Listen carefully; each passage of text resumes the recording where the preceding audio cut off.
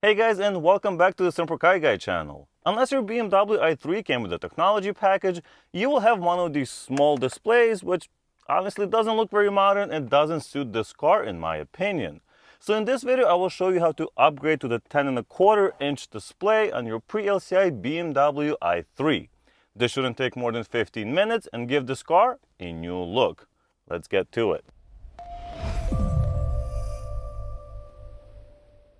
Alright, so of course the first step in replacing the screen is to remove the screen, and to do so we have to remove these two covers and then remove the T20 screws that are in there. So let's do that. Should be easy enough. And this one I have to use a hook because I have removed these before and they're kind of hard to get in there, but it comes off not too bad. You can probably get away with just using one of these though. And of course the next step is just to use the T20 to remove the two screws. All right, with both screws removed, we can lift off the screen, just like that. All right, and now we have to unplug the video cable. You're gonna press the little button in here, and actually I will use my pry tool here to help me out. These cables are slightly notorious for being difficult to remove, but it's not too bad. Just have to I like the sharp edge of this so I can put it in between and pry it off gently. There it is. All right, so that's removed. Now I'm gonna grab my new one, get it out of the plastic, of course. Oh, look. I mean, look at the difference. It's huge. The difference is huge. I love it. Okay, now we're gonna plug it in. Okay, that's plugged in. The wires are out of the way. Now we can just pop that back on. Look at that, that fits perfectly. Wow, I'm excited about this. Now I'm just gonna try to actually see what I'm doing so I can put the screws back in. And then the second one. Perfect, both of the screws are in. I'm just gonna pop the little cover on in there as well. And the second one. All right, so the physical installation is now done. Now, what happens if you turn it on? Let's try it. So as you can see, without programming the unit, it just does not work. So let's get it programmed and ready to go.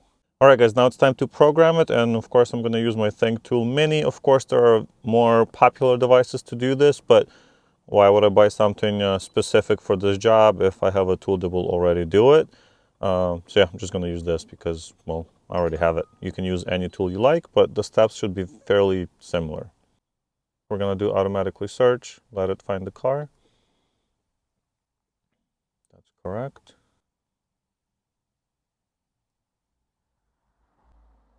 Perfect, so I'm gonna go to coding and program, and then I'm gonna go to personalizations, because that's where you can actually make the changes. Next. Okay, now we're gonna find the right module, which should be the CIC. And we're gonna go function select. Yes, let's back it up.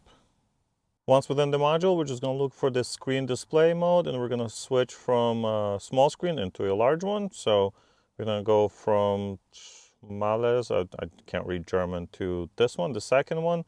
Click OK. It's gonna verify the data.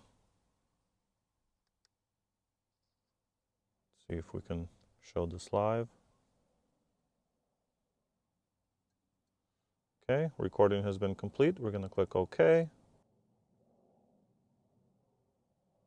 Turn the car off.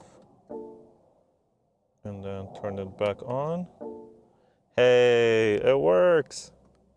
Hey, we just went from this little screen to that one, and we didn't have to buy any additional tools. Sweet. And remember, guys, if you have MMIPrime installed in your vehicle, you will have to adjust the switches or the dip switches on here. Here are the settings. So basically, we have to put this third one up as well. There it is. Okay, now I'm gonna try to turn the car on and see if that worked.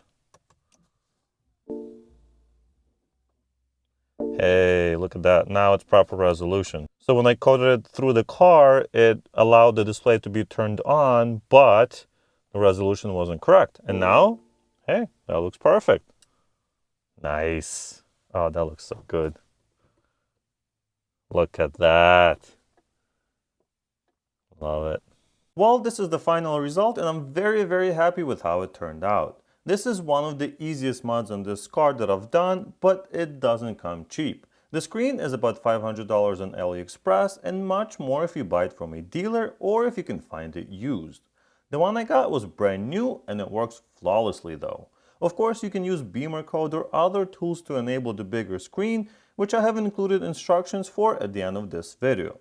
With the addition of the carbon fiber wrapped panels I did in the previous video, this interior is turning out better than I hoped for and starting to feel modern and upscale as this car truly deserves. A couple of questions I wanted to answer for those wondering. This mod only works on the pre-LCI BMW i3 as far as I understand, since the screens aren't available for 2018 rear model or newer. To find the screen like I have in this video, check the description box. I'll try to keep an updated link with where you can purchase yours, and there will also be a part number to search for in case the link doesn't work anymore. Now let's go through the process of enabling the bigger screen using your BimmerCode app. It's actually even easier than on my Thinktool Mini. First, open the app and connect the OBD2 adapter that's already plugged into your OBD2 port on the car. Select your vehicle and let the app scan it for all control modules. Once the control unit list is populated, go to Head Unit. It will take a few seconds for it to load all of the options, and then, once it's loaded, click on Expert Mode in the bottom left corner. Click Continue to accept the warning, and then go to the first option, HMI. Pull the screen down to get the search bar and type in Display, and then select Display Size Resolution.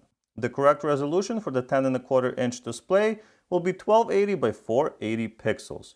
Select it and then go back to the Head Unit menu again, and then go to EX Box. Once again, search for Display and click on Display Variant. Second option is the one you're looking for, so make sure it is selected and then go all the way back to the Head Unit menu and click on Code at the top right corner. It will take about a minute to complete and restart the module. After that, you're done. Well guys, that's about it for this video. Thank you so much for watching, and if you have any questions on this upgrade, let me know down below and I'll answer them as soon as I can. Like the video if you think this was money well spent, and subscribe to the channel to follow this car's journey. I'll see you guys in the next one.